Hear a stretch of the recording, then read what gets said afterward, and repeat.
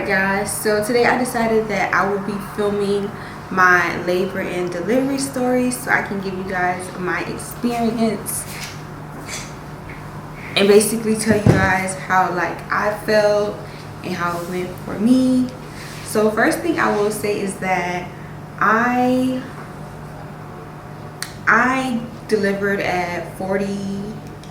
I delivered a day before being 41 weeks pregnant. So I delivered February 14th. I was originally supposed to deliver on February 9th. So I was supposed to deliver on Wednesday and nothing happened or anything like that. So I did not end up delivering.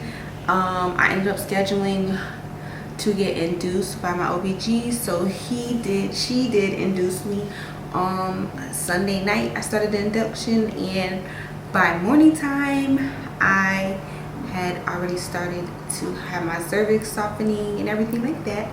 So my water did not break on its own. My OB did have to break my water. So I went in Sunday night, and they did like a cervical exam for me, and I was only 1 centimeter dilated. So since I was only 1 centimeter dilated, she was like, we don't know how long it will really take. It's because you're only 1 centimeter dilated. You could be here for a few days or whatnot. So we don't know. Some people think that they're gonna come in on this day and then have the baby the next day. So I just want to let you know. So yeah, but it did end up dilating, so it wasn't that bad.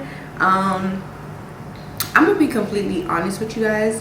I did not have sex. I stopped having sex during my pregnancy at like 3 months.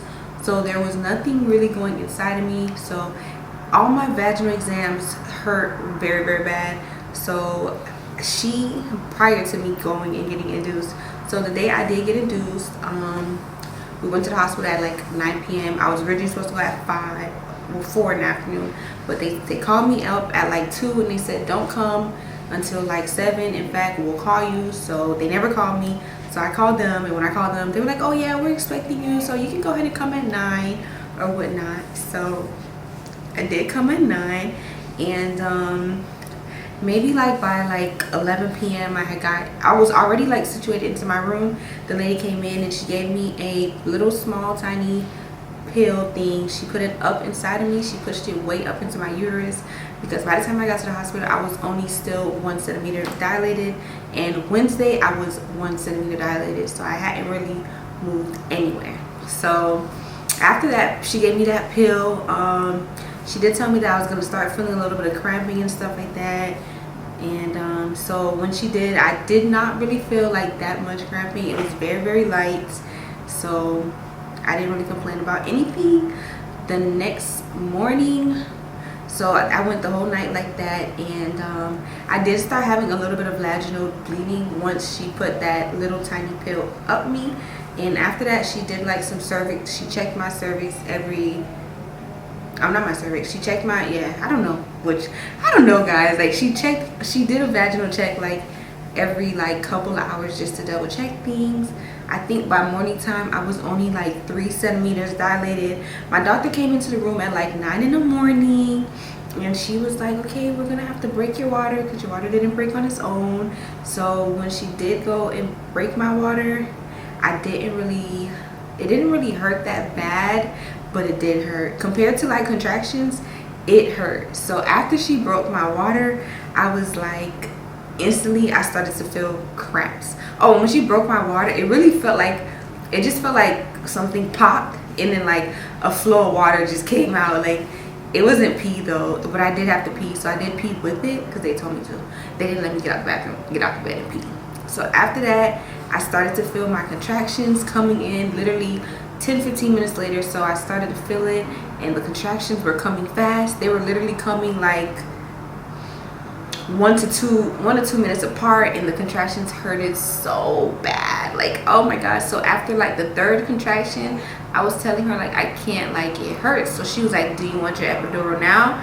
And I was like, well, is it too early? She's like, I mean, no, if you're having pain now. She was basically saying like it's never too early and it's never too late, but don't wait too late. So I was like, okay, I'll take it. By then Literally, she called. She said, "Okay, I'm gonna go call the doctor, the anesthesiologist to give it to you."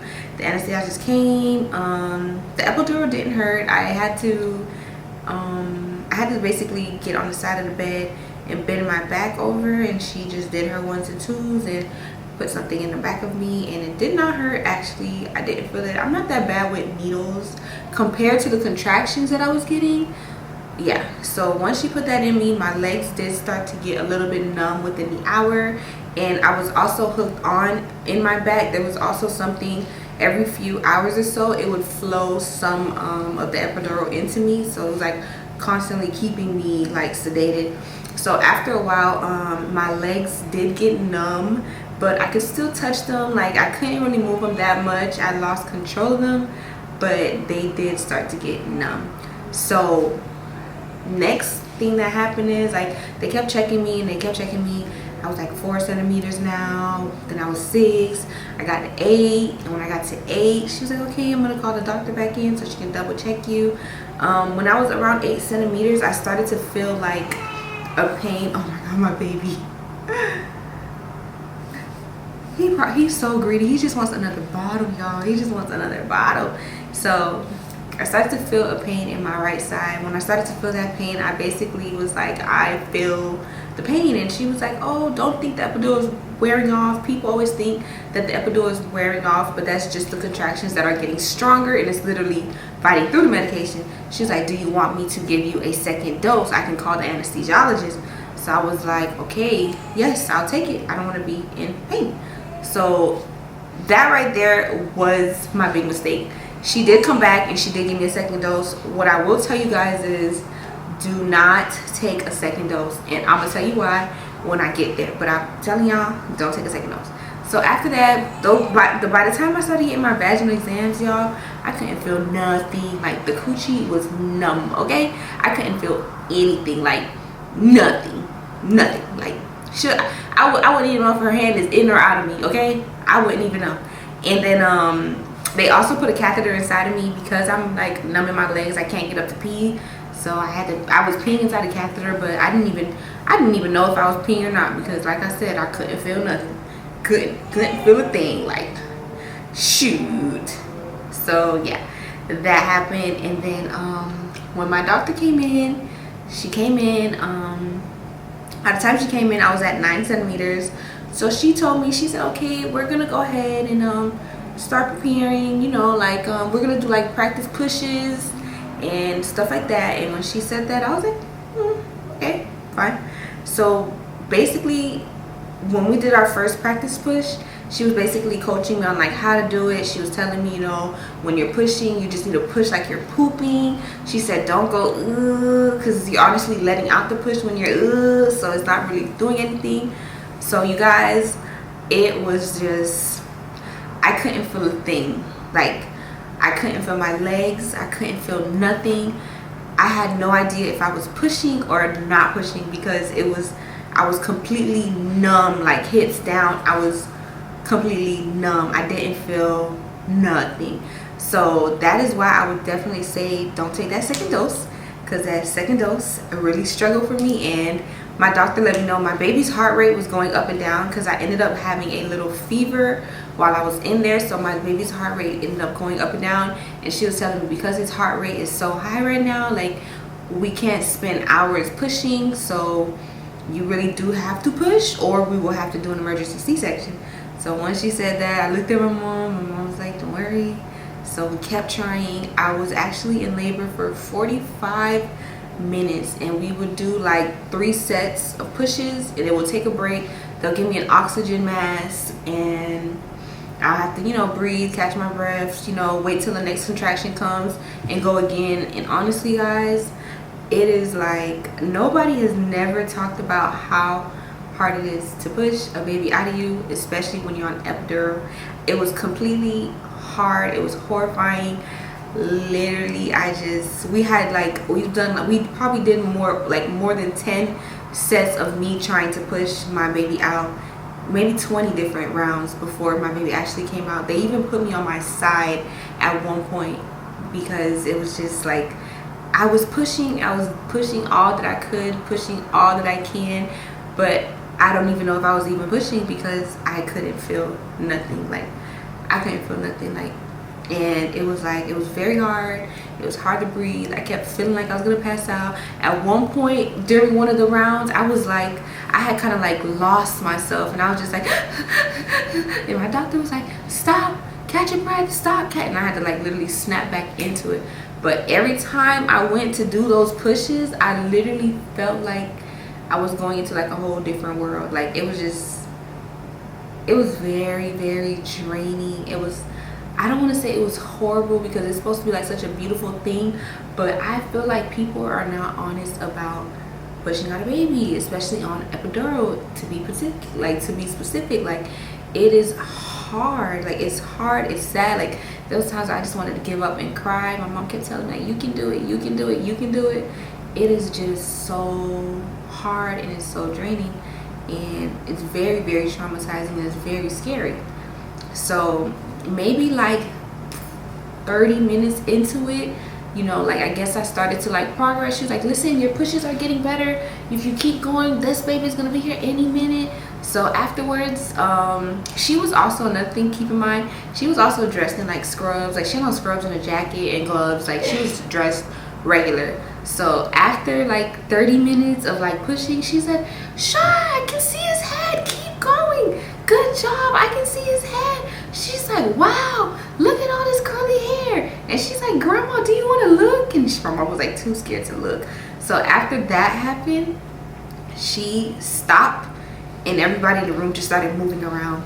So like, she took off her jacket, she put on like this, you know, like a little surgical thing, she put on her goggles, and my mom was like, Char, she's getting ready for Cairo, she's getting ready for Cairo, she's getting ready for Cairo, she's getting ready, Cairo's coming, Cairo's coming. So like, now, like, I kind of, oh, and another thing too, I asked them to cut their medicine off. Like, earlier when I kept saying, I was like, I don't feel anything, I don't feel anything. They're like, do you want us to cut the medicine off? I said, cut it off, because I can't push if I can't feel what I'm pushing. So they ended up cutting it off earlier too within my pushes. Probably after like the first like maybe 9 pushes, I told them they can cut it off. So it did stop pumping into me, and it started like, as I was just pushing and fighting, it just started like wearing off. So once she put her stuff on, she came back and she was like, okay, next contraction, we're gonna go. And then the next contraction came, and I pushed all I could, and I just kept pushing. I took my 3, I did my first just took my breath, then I did my and then they're counting to 10. I feel like I'm passing out, and then she was like, we see his head, keep pushing, one more, give me one more good push, one more good push. And I don't know, my mom, I guess his head like popped out. My mom was like, Charlene, I see him, keep going. So we did the other one. It was like pushing again, and it was like 1 push, 2 push, and I literally felt this thing just out of me. Like, once his head was out, like, the body just like scooped out of me, like straight out of me. And after that, she was like, I see it, you did it. And then they literally just plopped this baby. They plopped the wet baby, this wet, bloody baby, right on my chest. And he also had cone head. He had cone head because he was like stuck in my canal for so long. He ended up having cone head. But if your baby have cone head, don't be scared. It goes away. My baby's cone head is already gone. It's already went down from like the next day. So after that, he was crying, but he was crying like really low. He wasn't screaming to the top of his lungs. So they slapped him on me, and after that they took him from me. My mom cut the umbilical cord. They started cleaning him off. They wrapped him up, and he was just this little, he looks just like my 3D ultrasound, like his nose, the shape of his face. Like, I was like, this person been inside me all this time. Lord, I was so happy. Like, I was like, thank you, God. Like, through pushing, I was like, please, God, push with me. Like, because I swear, y'all, I felt like I was not gonna be able to push that baby because I could not feel nothing. Like, labor is hard. Like, I don't even want to say wouldn't recommend, but I mean, I can't even say what to do, because if you have epidural, if you have too much epidural, you won't feel a thing. And if you have no epidural, you will be completely miserable. Like, I can't imagine being like, I couldn't imagine having contractions from like she busted my water at like 9. So imagine, and I didn't have my baby till 8:23. So imagine having contractions from 9 in the morning to 8:23. And those contractions are like, they feel like cramps, but they feel like a cramp that's just like cramping, and it's getting like harder and harder and harder, and then it stops. And then a minute later it come right back. Oh my goodness, it's very painful. Okay, it's very painful. After that, they took the baby, they cleaned him up, weighed him. My baby weighed 8 pounds and 2 ounces, and he was 21 inches, which was a big baby. My OB was like, that's not even a baby, that's a toddler. And yeah, so that was the good part. I was very excited, I was very happy. It just felt so surreal. It just felt like crazy. Like, I love kids and I love babies, and for me to have like my very own baby to myself, like, I was very, very, very happy. Like, that's like a different, like, this memory just lives in my head rent free. Okay, rent free. So after that, the doctor did end up stitching me up. She said my tearing was minimal. She said I did very, very good. She said she didn't have to do too much to me. I got up, I went to pee. The lady was showing me how to clean myself with the peri bottle and telling me to dab. And then after that, I kind of heard the nurses in the outside, and she was saying that my baby's cry is very, very low, and she's gonna call the pediatrician, or not a pediatrician. She said she was gonna call the doctor to come and look at him. So when she said that, I was kind of like confused now. So because he had been with us for like at least a good 40 minutes or so. So afterwards, while I was still on the toilet cleaning, the doctor came, and she was like, she was gonna do something to him, and if he doesn't scream, you know, and give us that loud cry, we're gonna have to take him to the NICU, because there might be like water inside his lungs. So once she said that, I was like completely like scared. Like, I was scared, and my joy was literally taken away from me. So I was like, okay, give me a second, I'm gonna get up, I want to come see him before you take him. And she's like, there's no rush, you can get yourself situated, we're not gonna rush and take him. So by the time I got up and I just seen him, and he was just laying there, he was booty naked, and he was just he was whining. Compared to how he cries now, my baby was whining low. So she ended up taking him, and once they took him, like, I cried in my mom's arms, and I was just crying and crying and crying, and my mom was like, no, don't worry, he's gonna be fine, Kairo's gonna be fine, I promise you. You know, my mom's a nurse, so she kind of already knew. She was telling me, like, she knew he was gonna be fine. The reason why his heart rate was even going so high and he wasn't screaming to his full potential is because of how he had been in there for so long, and because of the medication they gave me, which was the Epidural, and I had to take a Tylenol for my fever. So she kind of already knew he was gonna be okay, but I didn't know, and I was completely scared. So the nurse was like rubbing my back, and I was just crying in my mom's arms. She's like, no, your baby's healthy, don't worry, he'll be fine. But I ended up, after that, they moved me out of labor and delivery, and they moved me into family and birth, which was like another type of side of the hospital where you go after your birth. And there were some moms there that were there with their babies, so I can hear their babies crying, and I was just like, I don't know, I was really like stuck on what was going on. But I ended up, as soon as I got to my room, they let me go see my baby after like maybe like 40 minutes, because I had to get on antibiotics. I think my OB prescribed me antibiotics because of the fever that I had or whatever, but they just wanted to make sure I didn't have an infection. So after that, I went downstairs to the NICU. No, I went upstairs. The NICU's on the 3rd floor and I was on the 2nd. So when I went to the NICU, listen, the NICU is not how they make it seem like in movies. I thought I was gonna see like a bed, like rows of beds just full of babies, like how they have it. No, it is not like that at all. They have like sections, and it's probably like maybe a row 1, 2. It's like basically like a cube. They're making them go in like not a cube, but like a U. Okay, and they're like spread apart. It's not like how they make it seem in the movies at all.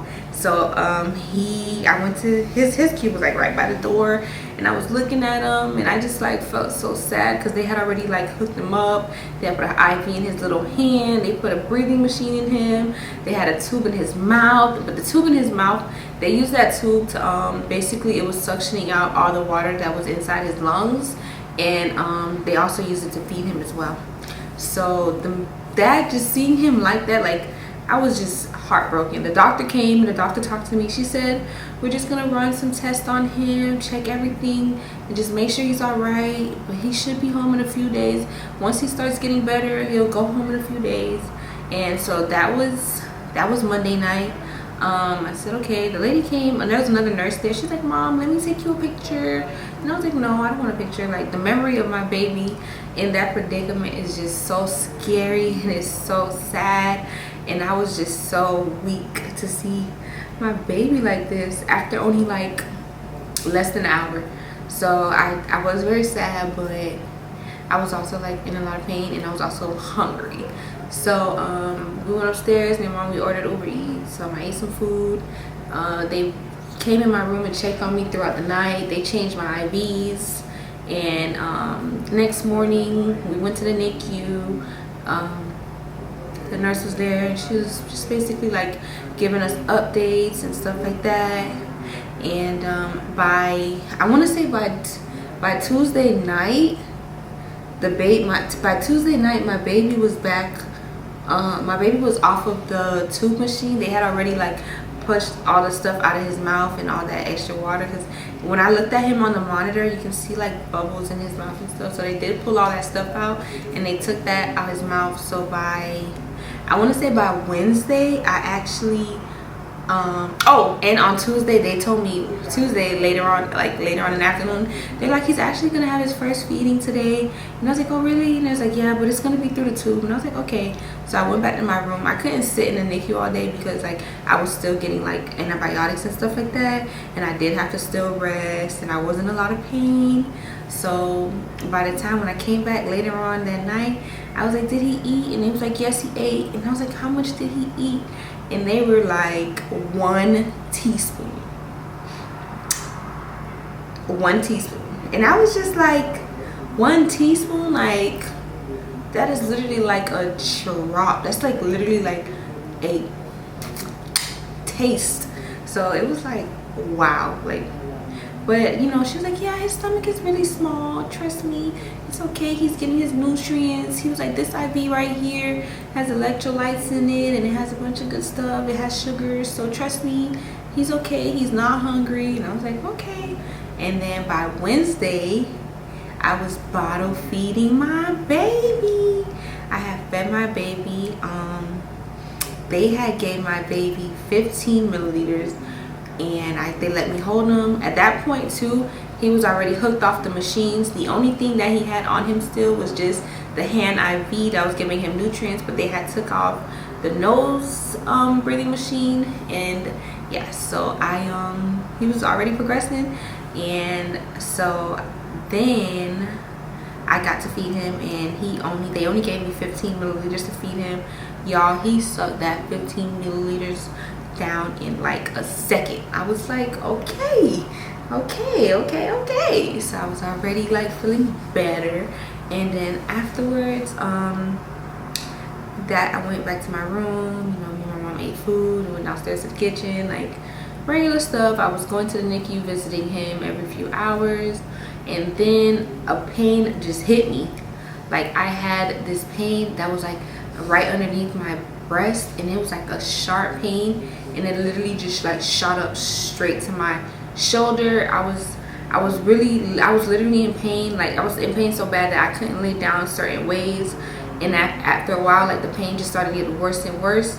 I complained about the pain. They ordered me $800. They ordered me morphine 800. Well, not morphine, I'm sorry, I'm not saying it right. I can't think of what they ordered me, but I have some at home. Motrin. They ordered me Motrin 800. It didn't do anything for my pain. They gave me a Tylenol. It didn't do anything for my pain. Throughout the night, I was crying. Crying made it even worse. They couldn't figure out what it was. My doctor thought it was gas, so they prescribed me with some gas medication, and it didn't work. The gas medication didn't work, and I was miserable. Like, I couldn't walk, and it was just horrible. And that was Wednesday night. I didn't sleep throughout the night. I was up all night because I couldn't sleep. I couldn't sit down. The pain was just, on a scale of like 1 to 10, the pain was like 100. I never felt this pain before. And to be honest, like, today is now Monday, which is a full week since I gave birth, and I still kind of feel the pain. Like, I can't even laugh too hard, and I cannot sleep right now. I cannot sleep on my left side of the body. I can only sleep on my right side of the body, or it'll get like, it's kind of like I have like a, I don't know, it's like a crook in the neck, like a really severe crook in the neck pain. They couldn't figure out what it was till now. They really don't know what it was. So yeah, Thursday came, and again, I didn't sleep at night, so I was up Thursday. I ended up going to the NICU. I got to feed my baby. The second time I went, I think the lady had already fed my baby, and then I think he had like warmer feeding, which was going to be at like 5. So I had to go back to my room and get my last dose of antibiotics. And when I went, I was in so much pain, you guys. They had given me a wheelchair the first day I got there, and I guess Thursday, I was told that 14 to 16, I think, babies were delivered February 14th with my baby. So I had a wheelchair that was sitting outside my door, and my mom used to take me in it to go to the NICU. So Thursday, I was actually supposed to be getting discharged, but I didn't get discharged till late night. So I was looking everywhere for my wheelchair, and somebody took it. So I called the front desk, and I was like, hey, I have to go to the NICU. I don't understand, the wheelchair I had is gone. They're like, oh, we're using all the wheelchairs right now for discharge. So I was like, okay, well, I need a wheelchair to get to the NICU. They're like, oh, you're gonna have to walk because we don't have any wheelchairs. So I was like, okay. So I was in the worst pain ever. Every which way I moved my body, like, I just could not bear the pain. So I had to get my ass up in that pain and walk. Plus, I had just took in too, they had given me a type of oxycodone for the pain, which was supposed to help with the pain, and the oxycodone was higher than the Percocet. Earlier I had a Percocet and it didn't work, so they gave me that oxy pill, and that oxy pill didn't do nothing but make me sleepy. So I walked my ass all the way to, I had to walk all the way to the elevator, get on the elevator, and walk all the way down this long narrow line to get to the NICU. And when I finally got there, I got a seat, I got a chair, I sat down, and I was just in unbearable pain. And the nurse was like, are you okay, mommy? And I was like, yeah, I'm okay. Mind you, also too, as I'm walking out my room, like, I see wheelchairs with pregnant women and their babies on their way home. But I'm not a hater, but it's just like, I don't want to be in this wheelchair taking my baby home. But whatever, it was okay because my baby was eating. Like, I was seeing so much progress. It was like happiness. And I was rushing down there because I wanted to be able to feed him. So I didn't want to miss his feeding and somebody else feed him. I wanted to feed him. So I got down there and I was in so much pain. I sat down. My body was so uncomfortable. I was sitting like straight up because I can't slouch. I can't turn my head. I can't move certain ways because the pain will just start getting worse. So the nurse gave me him. I held him for a little bit. And afterwards, I kind of realized like I wasn't going to be able to feed the baby because the pain was just too unbearable. So I gave him to my mom, and my mom ended up feeding him for me, and she ended up burping him. And y'all, my baby burped like a grown man. My baby burped like a grown man. So now, is Cairo sleeping? What happened? Oh, I'm almost done. Yeah, so my baby burped like a grown man. So now,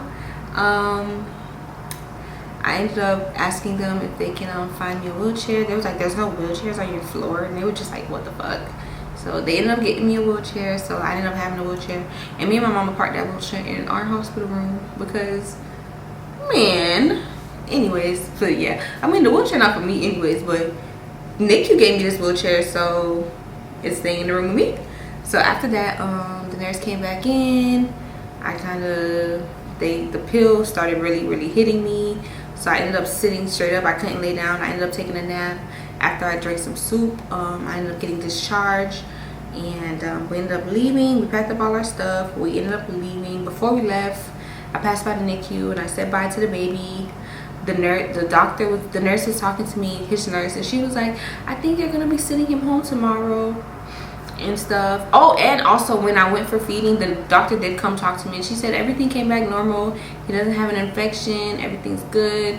We're gonna just go ahead and start taking him off of the antibiotics, and he should be able to go home maybe tomorrow or the day after tomorrow. So she didn't want to specifically tell me tomorrow, but yeah. So when I got home without my baby. I was in a lot of pain. I had some Excedrin, and believe it or not, the Excedrin helped with the pain. The Excedrin knocked me out, and I was able to finally sleep for the first night since giving birth. Well, actually, I think I slept okay the first night. It was the next day after that. So now in the morning, I want to say around like 9, NICU calls and said you can come pick your baby up, and I was so happy.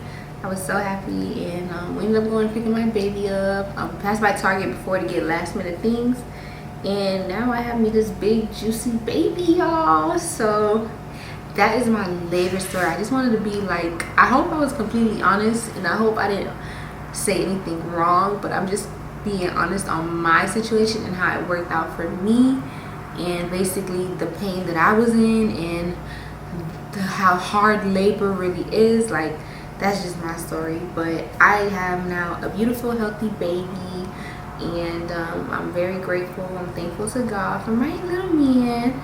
I would have brought him out here because he was crying earlier, but he stopped. My mom put him back to sleep, so I won't bring him on camera, but I will probably start showing him within a couple months. But y'all, my baby is like so light skinned. Like, I want to be like, I don't know if y'all know that TikTok on whose white baby is this, but I don't know. So hopefully this video helps any other moms that are about to have labor, give you like a realistic idea of how it is. Everybody's pain tolerance is different, but I have you know that I have a high pain tolerance. Someone actually asked me, my baby's dad asked me like, oh, so would you get your body done again, or would you have another baby? And I was like, I would get my body done 1,000,000 times before the labor pain. Body surgery pain and labor pain, like that whole pushing thing, no joke. Okay, mentally, physically prepare yourself, and it is good to do breathing exercises, because you know I suck at doing breathing. Even when I'm working out, I be holding my breath when I work out. So make sure you guys are practicing breathing exercises, and make sure you guys are praying over your baby and praying over yourself. So to all the new mommies that's on their way, I pray you guys have a safe and healthy delivery. And yeah, thank you guys so much for watching. So if you guys have like questions about anything like my pregnancy and stuff like that, and you guys want me to answer some type of questions and make a separate video, comment down below. But yeah, that's all for the video. Thank you guys so much for watching. I see it's like the sun is going down and my background is getting dark. Thank you guys so much for watching. Bye.